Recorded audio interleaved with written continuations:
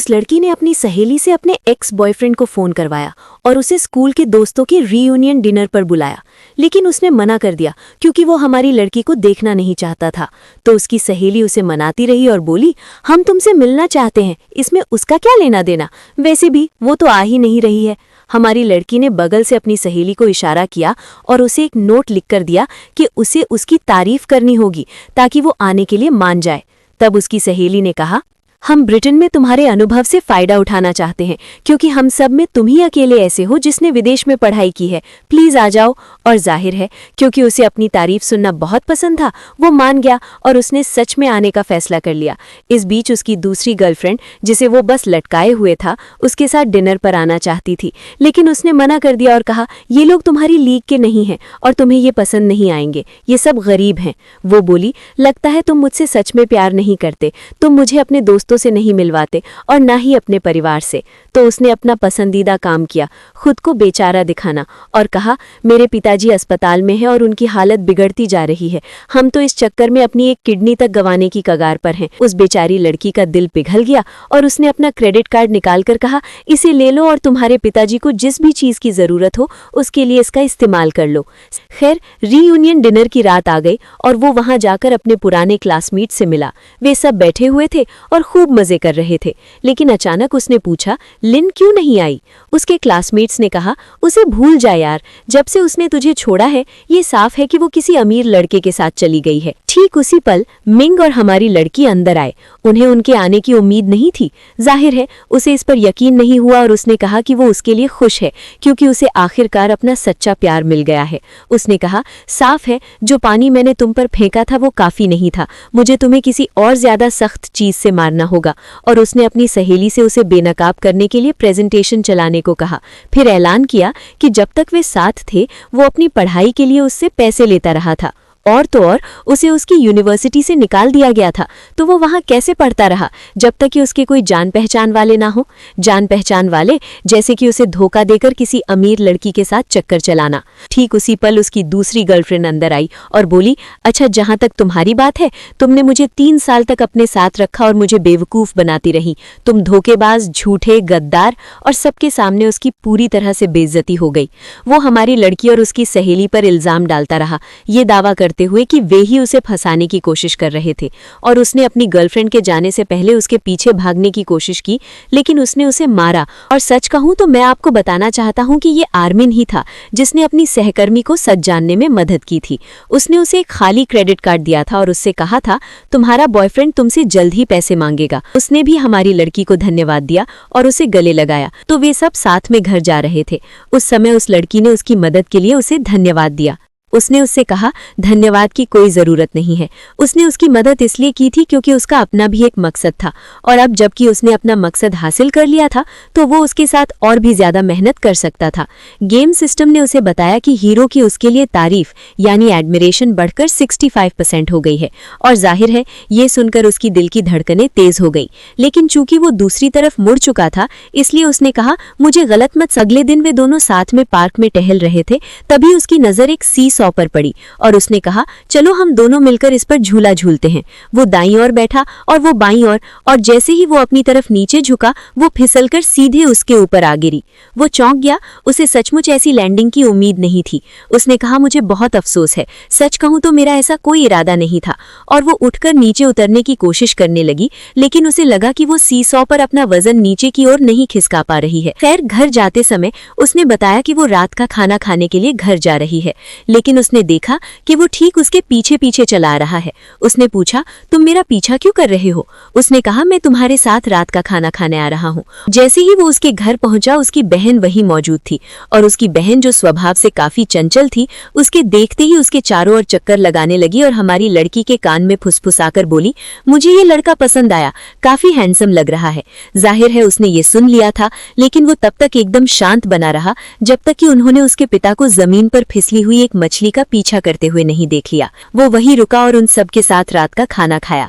और उसकी बहन काफी होशियार थी, क्योंकि उसने एक लड़की को ठीक उसके बगल में बिठाने का इंतजाम किया था। और तो और वे सभी बहुत ही कम समय में उसके साथ घुल मिल गए थे। एक दिन उन दोनों ने किसी रिजॉर्ट में जाकर कुछ समय बिताने और वहां मछली पकड़ने का फैसला किया। हालांकि उसे पानी से डर लगता था, फिर भी वो काफी सहज महसूस कर रहा था, क्योंकि वो उसके ठीक बगल में मौजूद थी। कुछ देर बाद वो अचानक ही उसके कंधे पर सिर रखकर सो गई, एकदम कोमल और प्यारी सी। लेकिन वो तुरंत ही जाग गई और बोली, मुझे माफ करना, क्या मैं सोते समय खर्राटे ले रही थी।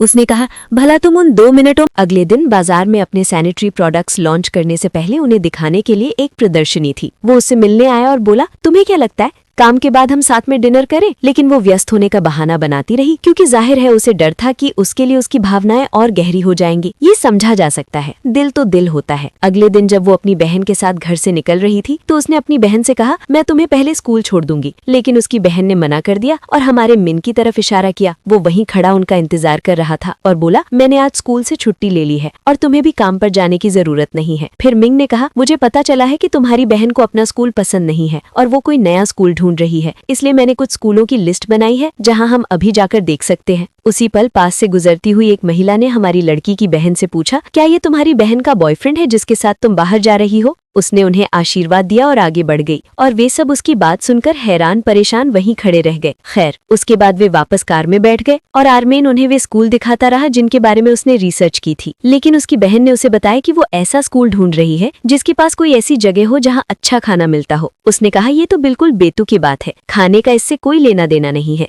लेकिन हमारी लड़की ने कहा, इसके विपरीत खाना ही सबसे जरूरी चीज है। वो चुप हो गया। स्कूलों को सच में ये देखने के लिए कि वे अच्छे हैं या नहीं जाने के बजाय उन्होंने हर स्कूल के पास पहले खाना चखना शुरू कर दिया। ये बहुत ही मजेदार और अफरा तफरी वाला माहौल था, लेकिन बहुत ही प्यारा भी। सच कहूँ तो यही सही चुनाव था। एक दिन हमारी लड़की को आर्मेन को एक जरूरी कागज देना था, लेकिन वो ऑफिस में नहीं था, इसलिए उसने उसके घर जाने का फैसला किया। वहाँ पहुंचकर उसे पता चला कि घर में कोई नहीं है और वो बिस्तर पर पड़ा हुआ था, जिसकी हालत देखकर लग रहा था जैसे वो बस मरने ही वाला हो। साफ जाहिर था कि वो बीमार था और उसे जबरदस्त जुकाम हो गया था, जिससे उसकी जान ही निकलती जा रही थी। जब वो अंदर गई तो उसने पूछा, तुम्हारे स्टाफ कहाँ हैं? उसने उससे कहा कि कुछ जरूरी काम आ गया है, इसलिए उन्होंने आज छुट्टी ले ली है। लेकिन जाहिर है ये सच नहीं था। उसने उन्हें जानबूझकर दूर भेज दिया था ताकि उसकी देखभाल करने वाली सिर्फ वही हो। वो ये देखने के लिए थर्मोमीटर लेने गई कि उसे कितनी ज्यादा तबीयत खराब है। उसने उसे थर्मोमीटर पकड़ने को कहा और खुद कुछ देखने के लिए बाहर चली गई। जब वो बाहर थी तो वो थर्मोमीटर के साथ छेड़छाड़ कर रहा था ताकि रीडिंग 40 डिग्री तक पहुंच जाए। जब वो वापस आई और उसने थर्मोमीटर देखा तो वो घबरा गई, क्योंकि उसमें 42 डिग्री रीडिंग आ रही थी। वो बोली, हे भगवान, इतने ज्यादा तापमान पर तो तुम्हारी जान ही निकल जाएगी, जल्दी से उठो, हम अभी अस्पताल जा रहे हैं। लेकिन जाहिर है अब उसे ये एहसास होने लगा था कि वो पकड़ा जाने वाला है और रास्ते में ही उसने उससे दोबारा अपना तापमान जांचने को कहा और इस बार रीडिंग 36 डिग्री आई। वो बोली, तुम तो इतनी देर से सिर्फ नाटक कर रहे थे, तुम तो बिल्कुल भी बीमार नहीं लग रहे हो। जाहिर है उसके पास अब कोई बहाना नहीं बचा था और वो हंसने लगा।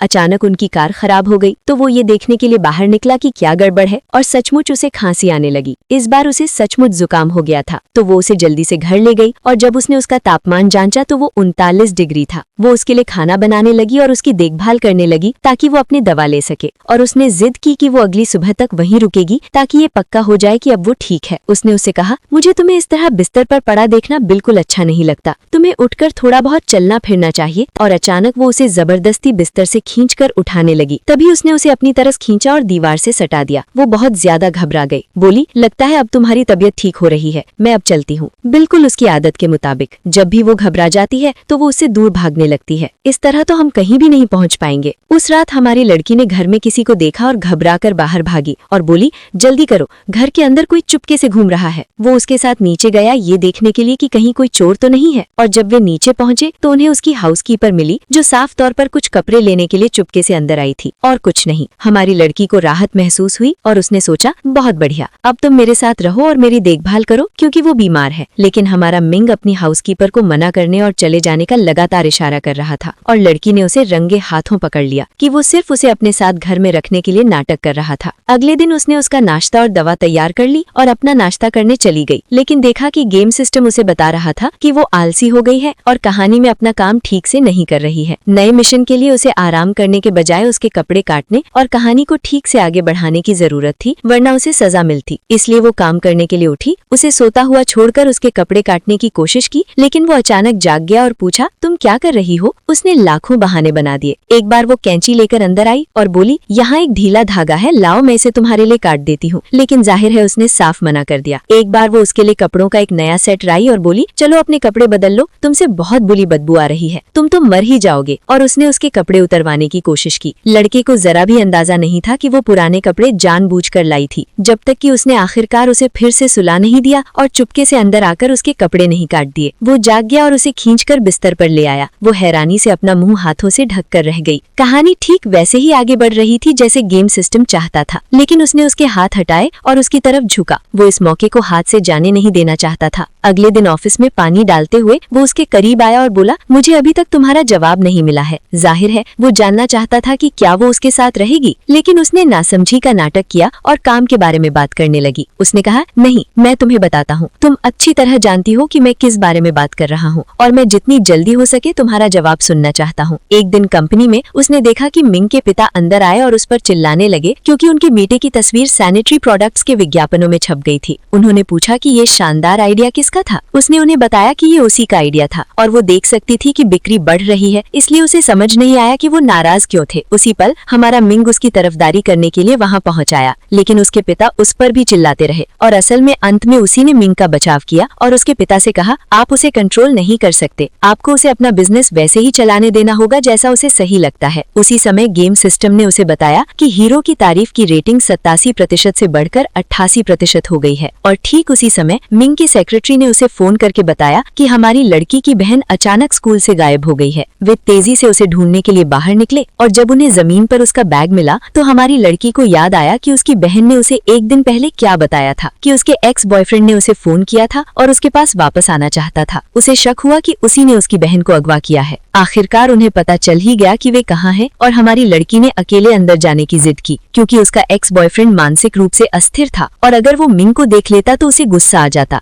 जैसे ही वो अंदर गई उसने देखा कि उसका एक्स बॉयफ्रेंड उसकी बहन को बांध कर बैठा है और उसकी बहन रो रो कर पूरी तरह से थक चुकी है। उसने कहा, तुम्हारी वजह से ही मेरी जिंदगी बर्बाद हुई है, इसलिए अब मैं तुम्हारी जिंदगी बर्बाद कर दूंगा। ठीक उसी समय मिंग उसके पीछे से आया और उसके सिर पर जोर से वार किया और उन्होंने फौरन उसकी बहन को आजाद करा लिया। लेकिन वो पागल आदमी भी पड़ा और एक कुर्सी उठाकर उसके सिर पर मारने ही वाला था कि मिंग उसके आगे आ गया और हमारी लड़की की जगह उसने वो वार अपने ऊपर ले लिया। फिर उसने पलटकर उस पर हमला किया। इसके बाद एम्बुलेंस आई और मिंग को अपने साथ ले गई क्योंकि उसे काफी चोट लगी थी। हमारी लड़की पूरी तरह से टूट चुकी थी और वो गेम सिस्टम पर चिल्लाती रही कि उसने उसके एक्स बॉयफ्रेंड को इतनी अचानक हिंसक कैसे बनने दिया। गेम सिस्टम ने उसे बताया कि उसने ऐसा कहानी को और ज्यादा दिलचस्प बनाने के लिए किया था। उसने कहा, तुम्हें थोड़ी शर्म आनी चाहिए, आखिर ये असली इंसान है, तुम इन्हें इस तरह से खतरे में नहीं डाल सकते। फिर वो वापस मिंग की देखभाल करने लगी जब तक कि वो ठीक नहीं होने लगा और उसे अस्पताल से छुट्टी नहीं मिल गई। घर पर वे दोनों साथ बैठकर काम कर रहे थे, तभी घर की नौकरानी आई और मिंग से कहा कि उसे अपनी पट्टी बदलनी है। उसने लड़की से पूछा कि क्या वो उसके लिए ये काम कर सकती है। जरा इस लड़के को देखो, हर मौके का फायदा उठा रहा है, एक भी पल बर्बाद नहीं कर रहा, भगवान उसका भला करे। वो कुछ हिचकिचाते हुए चेहरे से उसकी पट्टी बदलने गई। तभी मिंग ने कहा, मुझे तुमसे कुछ पूछना है। मेरी एक दोस्त है जिसे कोई लड़का पसंद है, लेकिन वो उसके करीब आने से कतराती है। तुम्हें क्या लगता है उसमें क्या कमी है? लड़की ने कहा कि ऐसा लगता है कि वो एक ऐसी इंसान है जो अपने चाहने वालों के करीब आने से डरती है क्योंकि उसका अवॉइडेंट अटैचमेंट स्टाइल है। लेकिन उसे लगा कि मिंग असल में उसी की हालत के बारे में बात कर रहा है, इसलिए उसने फौरन ये भी जोड़ दिया, वैसे मुझे किसी के करीब आने या ऐसी किसी चीज से कोई दिक्कत नहीं है। उसने उसे अपनी तरफ खींचा और अपनी गोद में बिठा लिया, सिर्फ ये देखने के लिए कि क्या उसे सच में नजदीकी से कोई दिक्कत नहीं थी जैसा कि वो दावा करती थी, क्योंकि इस बात का कोई मतलब नहीं बनता था। जब भी वो उसके करीब आने की कोशिश करता वो उसे दूर धकेल देती। अब आगे बढ़ो लड़की, हम चाहते हैं कि ये कहानी खत्म हो। एक दिन कंपनी में उसने देखा कि मिंग के पिता उसे फोन कर रहे हैं। उन्होंने कहा कि उन्हें उससे तुरंत मिलना है क्योंकि वो अस्पताल में है और उनकी तबीयत ठीक नहीं है। जाहिर है वो तुरंत उनसे मिलने के लिए निकल पड़ी। मिंग की माँ अपने बेटे की तरफदारी कर रही थी क्योंकि वो जानती थी कि उनका बेटा सच में इस लड़की से प्यार करता है। उन्होंने लड़की से कहा कि वो मिंग का ख्याल रखे क्योंकि उनकी खुद की तबीयत ठीक नहीं थी। ठीक उसी समय मिंग बाहर खड़ा था और उसने सब कुछ सुन लिया था। उसने अंदर जाकर अपनी माँ से पूछने का फैसला किया कि उन्हें क्या तकलीफ है। इस बीच हमारी लड़की उन दोनों को आपस में खुलकर बात करने के लिए अकेला छोड़कर वहाँ से चली गई। लेकिन जब वो बाहर निकली तो उसकी आंखों में आंसू थे, क्योंकि गेम सिस्टम ने उसे अभी अभी बताया था कि हीरो की एडमिरेशन रेटिंग 100% तक पहुँच गई है और अब वो जल्द ही अपनी असली दुनिया में वापस लौट जाएगी। प्यार में पड़ने के बाद ये सब कुछ भी स्वाभाविक नहीं लग रहा था। उसे छोड़कर जाना पड़ता बस इसलिए क्योंकि कहानी खत्म हो चुकी थी। वो उन यादों को अपनी पूरी जिंदगी अपने साथ रखती, इसलिए जैसे ही उसने उसे देखा उसने उसे कसकर गले लगा लिया और कहा कि वो आज अभी इसी पल उसके साथ रहना चाहती है और वो एक पल के लिए भी उसका साथ नहीं छोड़ेगी। वो जाहिर तौर पर बहुत खुश था, क्योंकि वो इस पल का इंतजार बहुत लंबे समय से कर रहा था। ऑफिस में जब वो उसे अपना पूरा किया हुआ काम देने आई तो उसने उससे कहा, मैंने देखा है कि जब से हम साथ हैं तुम बहुत ज्यादा जोशीली और ऊर्जावान हो गई हो। लेकिन उसके जवाब ने उसे बहुत परेशान कर दिया, क्योंकि उसने कहा कि वो अपने बचे हुए समय का ज्यादा से ज्यादा इस्तेमाल करके उसके काम में मदद करने की कोशिश कर रही है। वो हैरान रह गया और पूछा, क्या तुम मुझे छोड़कर जाने का सोच रही हो? वो हंसते हुए बोली, अरे मुझे कहीं और बेहतर काम मिल गया है, इसलिए मैंने सोचा कि तुम्हें छोड़कर चली जाऊं। लेकिन उसने कहा, यह नामुमकिन है, मैं तुम्हें कभी जाने नहीं दूंगा। वो पानी लेने गया और वो रोने लगी। वो दौड़कर उसके पास आया और पूछा, क्या हुआ? उसने कहा, प्लीज नए साल की शाम को मुझे प्रपोज करना। वो जाहिर तौर पर बहुत खुश था कि वो ऐसी कोई बात कह रही है और उसने पूछा, आज ही क्यों? उसने कहा, क्योंकि लोग हमेशा कहते हैं कि नए साल के साथ ही दुनिया खत्म हो जाएगी, इसलिए अगर तुम मुझे प्रपोज करोगे तो दुनिया खत्म भी हो जाए तो भी मुझे कोई फर्क नहीं पड़ेगा। वो उसकी बातों से खुश होकर उसकी तरफ झुका, जबकि वो जानती थी कि उसका अंत करीब है और वो हर पल को यादगार बनाने की कोशिश कर रही थी। ऐसा लगता है कि तुम दोनों हमें रुलाने वाले हो, मुझे पहले से ही इसका अंदाजा हो रहा है। क्योंकि वे एक दूसरे के साथ बिताए हर पल को यादगार बनाना चाहते थे, इसलिए उसने उससे पूछा, तुम मेरे साथ क्या करना चाहते हो? लेकिन उसे खुद नहीं पता था कि वो क्या करना चाहता है। तो उसने कहा, मुझे ठीक ठीक पता है कि हम क्या कर सकते हैं। आइस स्केटिंग के लिए जाने के बारे में तुम्हारा क्या ख्याल है? और फिर वो अपनी स्केटिंग की कला दिखाने लगी, ये कहते हुए कि उसे स्केटिंग करना आता है। जैसे ही वो रिंक में दाखिल हुई उसका पैर फिसल गया और वो जमीन पर गिर पड़ी। उसने उसे थाम लिया और उसे उठने में मदद करता रहा। तब वो बोली, रुको, तुम्हें तो स्केटिंग आती है, लेकिन तुमने मुझसे कहा था कि तुम्हें नहीं आती।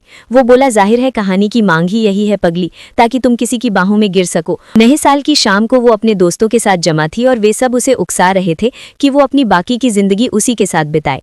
वो रोने लगी क्योंकि उसे पता था कि अंत करीब है। लेकिन तभी कुछ बहुत ही भयानक हुआ, और सच कहूं तो मुझे चिंता है कि इसका तुम पर कितना गहरा सदमा लगेगा। अचानक एक कार तेजी से उसकी तरफ आई, जिसकी हेडलाइट्स जोर से चमक रही थी और वो उसे टक्कर मारने ही वाली थी, तो उसने उसे रास्ते से हटा दिया और उसकी जगह खुद टक्कर छीन ली और सबसे दुखद तरीके से उसकी मौत हो गई। वो वहीं बैठी रोती रही और लोग उसके चारों तरफ जमा हो गए। उसने कहानी का राज खोलने का फैसला किया और सबको बताया, तुम सब के सब काल्पनिक किरदार हो। लेकिन किसी ने उसकी बात नहीं सुनी। तब उसने माइक्रोफोन उठाया और कहा, इसमें से कुछ भी असली नहीं है और तुम सब एक उपन्यास के किरदारों के सिवा कुछ भी नहीं हो। तब गेम सिस्टम ने उसे सजा देने का फैसला किया, क्योंकि उसने कई बार कहानी का राज खोलने की कोशिश की थी। उसने उसे फिर से समय में पीछे भेज दिया, लेकिन इस बार हमारा मिंग कहीं भी नजर नहीं आया। वो हैरान थी कि वो कहाँ चला गया और उसने अपने दोस्तों से उसके बारे में पूछना शुरू कर दिया। लेकिन वे भी उतने ही हैरान थे और उन्होंने पूछा, तुम्हें उसके बारे में पता भी कैसे चला? पता चला कि गेम सिस्टम ने उसे उसके बारे में सब कुछ भुला दिया था और इस तरह उसे मजबूरन फिर से शुरू से ही उसे अपने प्यार में डालना पड़ा, क्योंकि उसने एक ऐसी गलती कर दी थी जिसे नजरअंदाज नहीं किया जा सकता था। और जब वो कंपनी गई तो उसे पता चला कि उसे एक मंजिल नीचे भेज दिया गया था। लेकिन इससे पहले कि वो कुछ और कर पाती, उसे पता चला कि कुछ लोग बहुत ही घटिया क्वालिटी के सैनिटरी प्रोडक्ट्स बना रहे थे और उन्हें हाई ग्रेड बताकर एक्सपोर्ट कर रहे थे। तो वो उन्हें बेनकाब करने और उनका वीडियो बनाने गई, लेकिन उनमें से एक ने उसे पकड़ लिया और उस पर हमला करने ही वाला था। मिंग ठीक सही समय पर वहां पहुंचा और उसे बचाया, क्योंकि उसे भी पता था कि वे लोग क्या कर रहे थे। उसने उनके खिलाफ पुलिस को बुलाया और यहीं से मिंग और हमारी लड़की के बीच का रिश्ता फिर से गहरा होने लगा। तो हमारे साथ बने रहिए, क्योंकि इस गेम सिस्टम की वजह से हम कहानी की शुरुआत में वापस जा रहे हैं। हालांकि ये सिस्टम काम तो कर गया, लेकिन जाहिर है जब वो घर जाएगा तो वहां बाढ़ के पास उसे उसकी यादें जरूर सताएंगी, वो चीजें जो उसने उसके लिए खरीदी थी और वो काम जो उन्होंने साथ मिलकर किए थे। ऐसा कोई तरीका नहीं था जिससे वो उन सब बातों को भूल पाता, और हुआ भी ऐसा ही। अगले दिन कंपनी में जब वो काम के सिलसिले में उससे बात करने जा रही थी तो उसकी नजर उस गुड़िया पर पड़ी जो वो पहले उसके लिए लाई थी। उसने मिंग से पूछना शुरू किया कि क्या उसे याद है जब वे दोनों साथ हुआ करते थे, लेकिन मिंग को सिर्फ वही बातें याद आ रही थी जिनका उस लड़की से दूर दूर तक कोई लेना देना नहीं था। उसके जन्मदिन पर हमारी लड़की ने पूरे ऑफिस को सजाया था और पहले से ही उसके सेक्रेटरी के साथ तालमेल बिठा लिया था। जिस पल वो अंदर आया वो हमारी लड़की की तरफ बढ़ रहा था, लेकिन उसने देखा कि चिपकने वाली जी उसके करीब आ रही है और उसे जन्मदिन का तोहफा देने वाली है। उसे लगा कि अब उसकी जिंदगी में उसके लिए कोई जगह नहीं बची है, इसलिए वो उस जगह जाकर बैठ गई जहां वे समुद्र के किनारे बैठा करते थे। और उसने बेशक हमारी लड़की का तोहफा देख लिया था। जब उसने उसे फोन किया तो उसके बात करने के तरीके से साफ पता चल रहा था कि वो उदास है। अचानक उसका फोन जमीन पर गिर पड़ा और उसी समय उसके आसपास के लोग चिल्लाने लगे कि कोई पानी में गिर गया है। जब उसने ये सुना तो उसे लगा कि वो लड़की ही है जो गिरी है और बिना एक पल भी सोचे वो उसे बचाने के लिए पानी में कूद गया, भले ही उसे तैरना नहीं आता था। इस बीच वो उस जगह पहुंची जहां भीड़ जमा थी और लोगों ने उसे बताया कि कोई पानी में कूदा था, लेकिन उसे बाहर निकाल लिया गया है। इसी समय मिंग का सेक्रेटरी दौड़ता हुआ उसके पास आया और उस पर चिल्लाते हुए कहा कि मिंग पानी में कूद गया था और उसे तैरना नहीं आता। वो तेजी से नीचे उसकी तरफ भागी और उसे मुंह से सांस देकर होश में लाने की कोशिश की। जब वो पानी से बाहर आया तो उसने उसे बताया कि उसे उसकी याद आ गई है, इसलिए आर्मिंग ने उसी पल वहीं पर उसे प्रपोज करने का फैसला किया। उसने उसके लिए एक सरप्राइज तैयार किया था, लेकिन उसे इसका अंदाजा हो गया और उसने इसे रोकने की कोशिश की, क्योंकि उसे डर था कि जिस पल वो उसे प्रपोज करेगा वो पिछली बार की तरह फिर से गायब हो जाएगा। लेकिन उसने उससे कहा, तुम अच्छी तरह जानती हो कि मैं तुम्हें यहाँ क्यों लाया हूँ, तो तुम मुझे क्यों रोक रही हो? क्या तुम मेरे साथ नहीं रहना चाहती? उसने कहा, मुझे डर है कि तुम फिर से गायब हो जाओगे, प्लीज अभी नहीं। उसने उसकी बात सुनने का फैसला किया, क्योंकि उसे ये भी याद था कि उसने एक बार उससे नए साल की शाम को प्रपोज करने के लिए कहा था, लेकिन गेम सिस्टम इसे ऐसे ही जाने नहीं देता और उसने कहा, चूंकि तुमने हीरो को अपने दिल की बात कहने से रोक दिया है तो अब तुम्हारे पास उसके प्रपोज करने के लिए 2 दिन का समय है, वरना तुम्हारी सारी दुनियाएं पूरी तरह से तबाह हो जाएंगी। अगले दिन वे साथ में नाश्ता कर रहे थे और उसने फैसला किया कि वो उससे अगले दिन प्रपोज करने के लिए कहेगी, ताकि वे बचे हुए आखिरी 2 दिन साथ बिता सकें। लेकिन दुख की बात यह है कि उन 2 दिनों के दौरान कुछ बहुत बुरा हुआ। हमारी लड़की का एक दोस्त, जो उसी समय उसकी दूसरी दोस्त का बॉयफ्रेंड भी था, गुजर गया। ये एक बहुत बड़ा सदमा था, क्योंकि असल कहानी में उसकी मौत नहीं होनी थी। ये साफ था कि गेम सिस्टम सचमुच बहुत जालिम था। वो किसी भी तरह से कहानी का अंत दुखद बनाने के लिए किरदारों की भूमिकाएं बदल देता था और सिर्फ कहानी को आगे बढ़ाने के लिए किसी को मार डालता था। जाहिर है हमारी लड़की और भी ज्यादा रोई और उसे डर लगने लगा कि कहीं उसकी अपनी कहानी भी खत्म न हो जाए। लेकिन मिंग ने उससे कहा, चिंता मत करो, हम कभी अलग नहीं होंगे, और अगर ऐसा होता भी है तो भी हर किसी को हमेशा साथ रहना जरूरी नहीं है। सबसे जरूरी बात यह है कि हमने साथ मिलकर ऐसी यादें बनाई हैं जो हमें हमेशा एक दूसरे की याद दिलाती रहेंगी, और साथ में तस्वीरें खींचने का भी। जब वे फिल्टर के साथ खेल रहे थे तो उन्हें एक ऐसा फिल्टर मिला जिसने उन दोनों को बूढ़ा दिखा दिया। ये देखकर उनके मन में मिली जुली भावनाओं का सैलाब उमड़ आया, क्योंकि वे दोनों ही अपनी बाकी की जिंदगी एक दूसरे के साथ बिताना चाहते थे।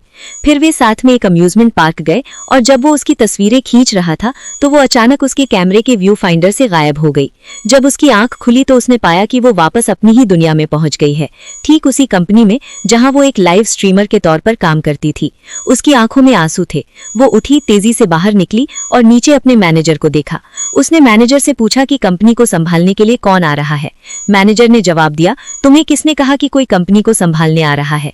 कोई भी कंपनी को नहीं खरीद रहा है। उसने पूछा कि आज 28 तारीख नहीं है, और पता चला कि आज तो 16 तारीख है। फिर भी जब वो उपन्यास की दुनिया में गई थी तब 28 तारीख थी।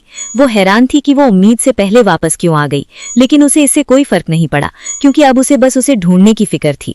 वो उस जगह जाने की कोशिश करने लगे जहां मिंग की कंपनी होनी चाहिए थी, लेकिन उसे पता चला कि वहां इस नाम की कोई कंपनी नहीं है, और उसने कितनी भी कोशिश की उसे उसका कोई सुराग नहीं मिला।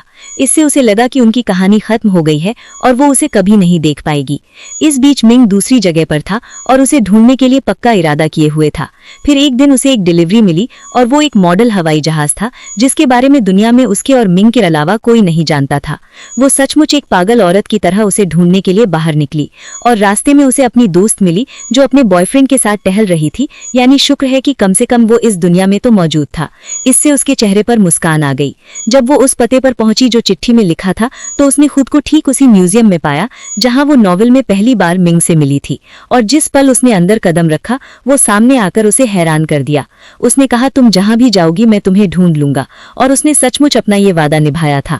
वे एक दूसरे के गले लग गए। उन्हें यकीन ही नहीं हो रहा था कि वे सचमुच यहाँ इसी दुनिया में एक साथ हैं और अब उनके बीच ऐसा कुछ भी नहीं बचा था जो उन्हें कभी अलग कर सके। ये साफ था कि गेम सिस्टम ने उन दोनों के लिए कुछ करने का फैसला किया था, कुछ ऐसा जो कभी भुलाया न जा सके, और वो था मिंग को उसकी दुनिया में ले आना, क्योंकि उनके बीच का प्यार बेमिसाल था।